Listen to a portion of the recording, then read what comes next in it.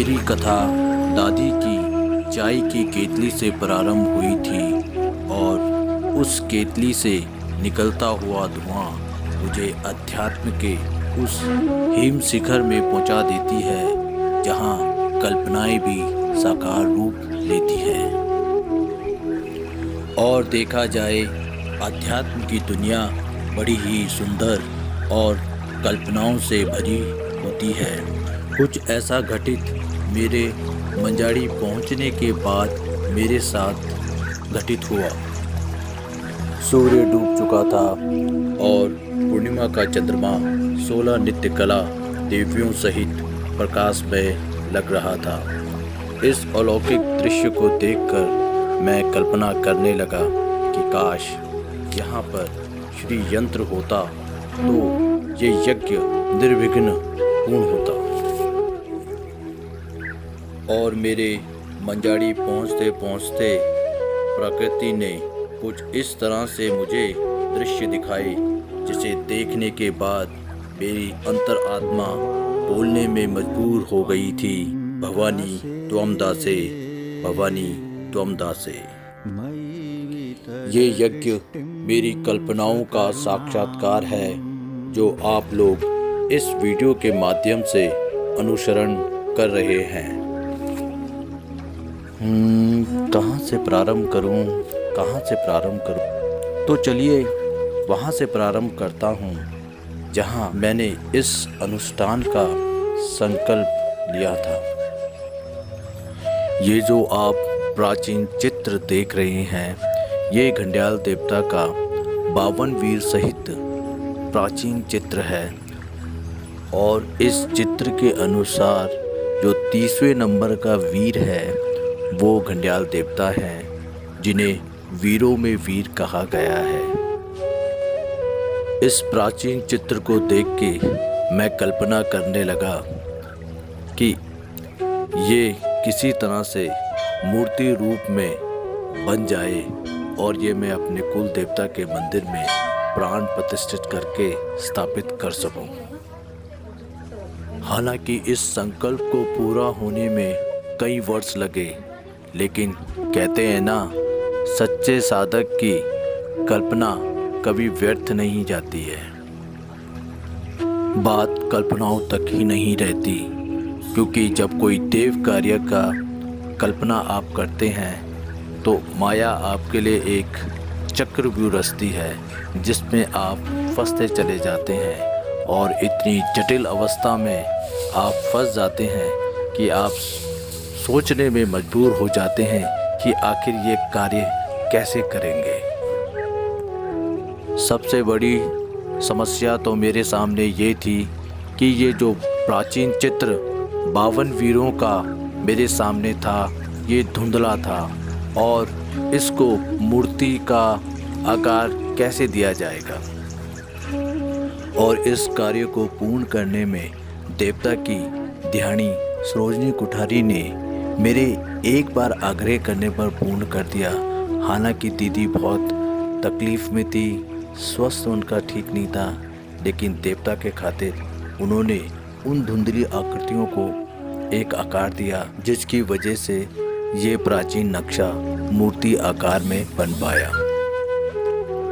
रहस्य की बात करूं तो ये 52 वीरों की प्रतिमा बनने में मेरे देवता इच्छुक नहीं थे, क्योंकि मेरे देवता इतने भोले हैं कि वो अपना वैभव हम भोले वाले लोगों के सामने दर्शाना कभी भी नहीं चाहते थे। लेकिन मेरी जिद थी कि प्रभु, अगर आपके वैभव के बारे में, आपकी शक्तियों के बारे में हम भक्तजनों को पता नहीं चलेगा तो ये रहस्य हमेशा रहस्य बना रह जाएगा।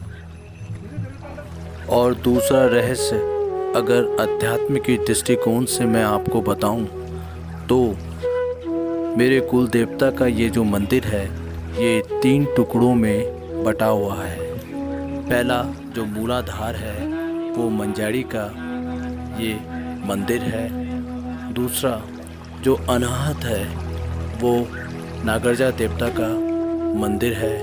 और तीसरा जिसे हम बिंद कहते हैं और अध्यात्म में जो बिंद है वो सहस्त्रार को कहते हैं। वहाँ की यात्रा मेरे कुल देवता की इस बिंदी मंदिर में है।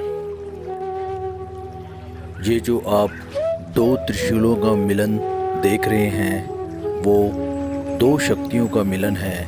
एक मेरे कुल देवता घंडियाल देवता का और दूसरा नागरजा देवता का है। ये दो शक्तियाँ इस समय इन दोनों त्रिशूलों में सवार है और इन दोनों त्रिशूलों की शक्ति के प्रभाव से हमारे कुल देवता का ढोल भी नृत्य प्रारंभ कर देता है। ये दृश्य ऐसा अलौकिक लग रहा था जैसे दो शक्तियों का मिलन आत्मविभोर कर रहा हो।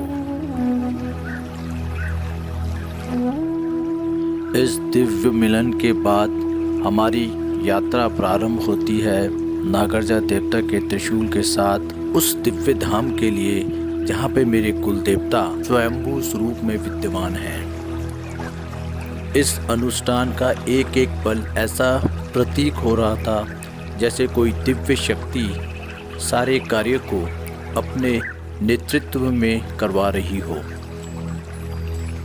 और क्यों ना हो, जब इस यज्ञ का मैंने संकल्प लिया था तो मुझे भी माँ आदिशक्ति ने कुछ प्रेरणा प्रदान करी थी जो इस यज्ञ को पूर्ण करने के लिए जरूरी था।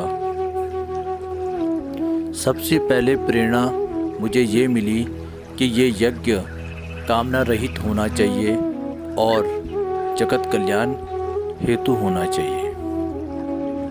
और दूसरी चीज़ की प्रेरणा मुझे ये मिली कि देवता की ये जो 52 वीरों के साथ प्रतिमा है इसको प्राण प्रतिष्ठित करना था और देवता के उस दिव्य मंत्र का 11,000 जाप करना था जिसके 21 बार या 27 बार पाठ करने से आप अपनी मनोकामना पूर्ण कर सकते हैं। इस अलौकिक मंत्र का मैं जितना भी विवरण करूं उतना ही मेरे पास शब्द कम है इस मंत्र के व्याख्यान करने के लिए।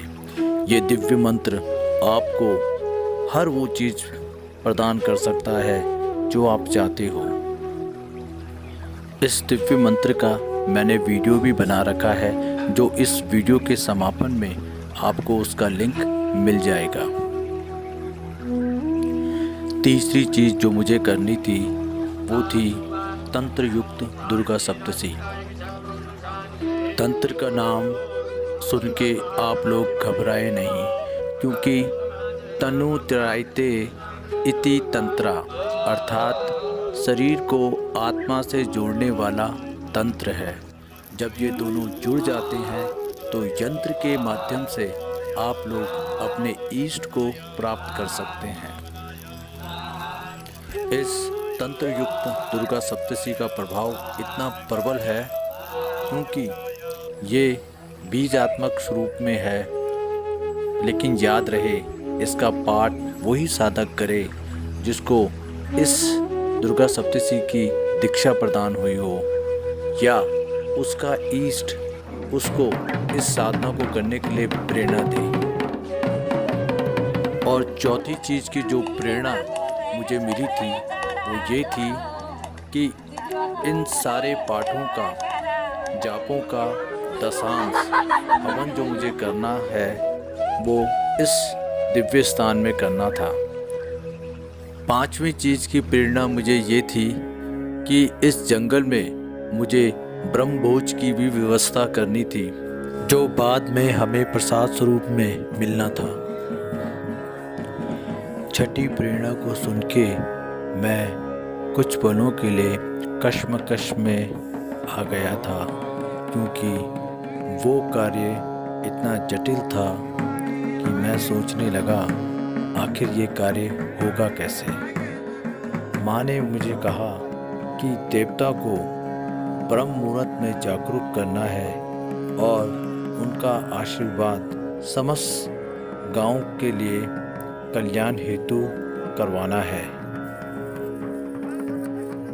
इस कार्य को पूर्ण करने के लिए सबसे अहम भूमिका हमारे क्षेत्रपाल देवता ने निभाई, जो 52 वीरों में से प्रथम नंबर के वीर कहलाए जाते हैं।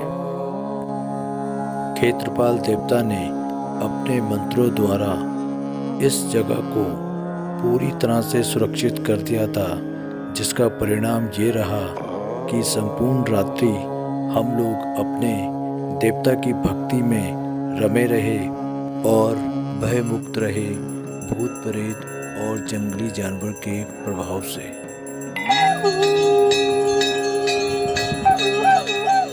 शंख ध्वनि से ये मालूम चलता है कि ब्रह्म मुहूर्त का समय प्रारंभ हो गया है, अर्थात मेरे कुल देवता का जागरूक होने का समय आ गया है।